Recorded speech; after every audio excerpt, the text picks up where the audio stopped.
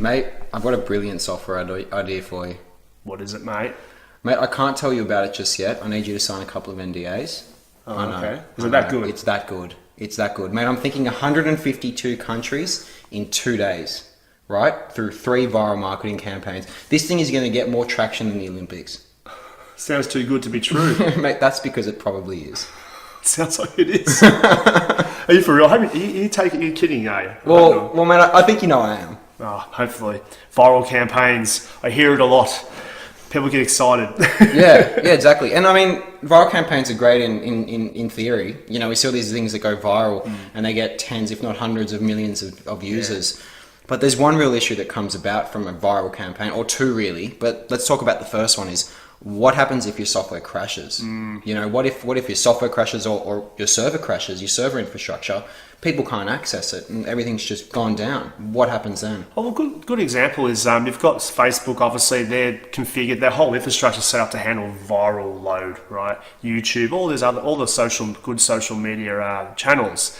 But if you put your website address on there or your app or whatever it is to download from your personal website or to access something, they'll go through those channels and they'll get to your website, and if it's not tested correctly or load tested, or simulated with many users, it's going to crash.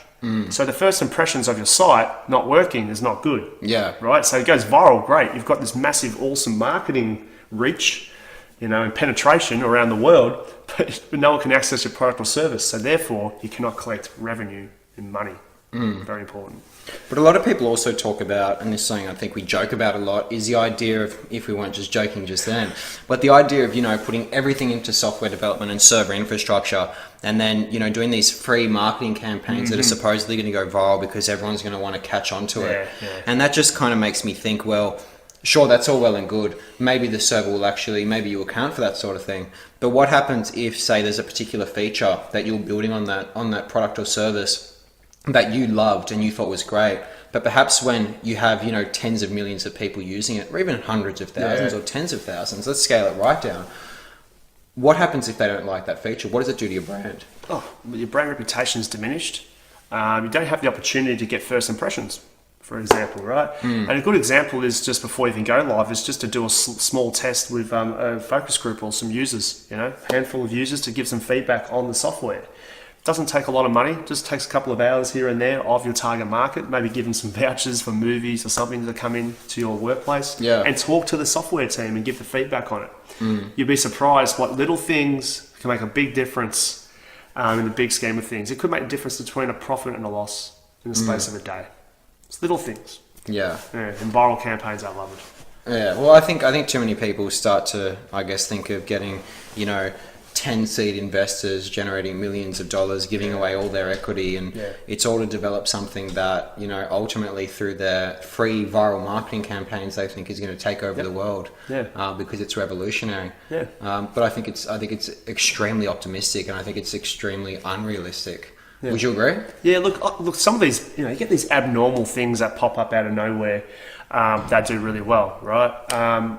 They're the small percentage. The majority of the services and products out there online fail, or they have very small margins that they make of profit, right? But that's the majority of people.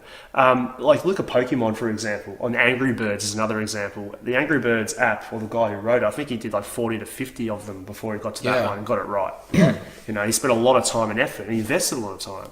Pokemon had a history of good branding with Nintendo and so forth, but that was strategic, that was planned. Right? There was a lot of money, a lot of research went into that. That wasn't deliberate, that wasn't luck. Right? That was well planned, and a lot of time was invested to get that right. Some people, random people, just have a love affair. They think they can do it, I can do it. You need to have the right team of people. But even saying Pokemon was rolled out on a gradual scale, they didn't actually release it to every country once. They didn't. Well, you could have to be on a particular iTunes store. You have to be on, say, the Australia or the US iTunes store to actually get access. I love it. Look, people think it's complicated. It's actually smart, right? Yeah. It's culturally driven. Some apps sometimes are launched in a certain place, and they get a feel for the market, and they tweak things before they go live. It's a big, mass way of doing things. And I can't stress it enough. A lot of people try and go the big bang approach, and you try and tell them not to do it, and they defy you, and then it fails, and then they wonder why. They spend all that money. Oh, it's crazy. So yeah. All right, well, let's leave it there. If you got any questions, as always, I'm Lambros from Station 5. This is Mike Hamilton. Post them down below and we can get back to you. Just let us know who you want to answer them, or we'll just both tend to it. Why not? Yeah, just give us any feedback. Even if you don't like us, just give us any feedback. The hate comments. We welcome the hate comments. Oh, I love that. I love the hate comments. All right, guys, post down below. Hit the like button if you like this video, and yeah, we'll answer any questions you got. Cheers. There you go.